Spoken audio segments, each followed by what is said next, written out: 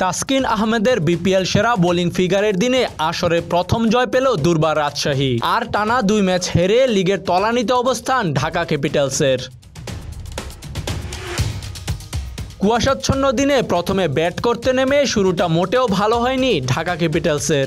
ফর্মহীন লিটন আর তানজিদ ফিরে যান মাত্র 14 রানে। দলের বিপর্যয় সামাল দেন স্টিফেন এসকঞ্জি ও শাহাদাত হোসেন। শাহাদাতের 50-তে দুজনে মিলে গড়েন 79 রানের জুটি। এরপর বাকি ব্যাটারদের ছোট ছোট ক্যামিউতে 174 রানের সংগ্রহ পায় ঢাকা ক্যাপিটালস। আর রাজশাহীর হয়ে তাসকিন আহমেদ একাই তুলে নেন 7টি উইকেট। বিপিএল ইতিহাসে যা সেরা বোলিং ফিগার। 175 রানের টার্গেটে ব্যাট করতে নেমে 13 রানে মোহাম্মদ হারিসের উইকেট হারায় রাজশাহী। 73 রানে 3 উইকেট হারানোর পর পিচে থিতু হন রাজশাহীর 2 কান্ডারি আনামুল বিজয় এবং রায়ান বার্ল।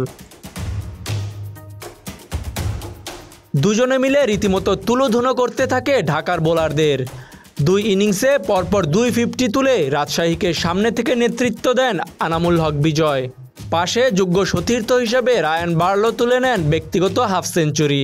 দুজনের 100 রানের অপরাজেয় জুটিতে 7 উইকেটের জয় নিয়ে মাঠ ছাড়ে দুর্বার রাজশাহী। তাজিম আশরাফ, বিডি আর্কাইভ।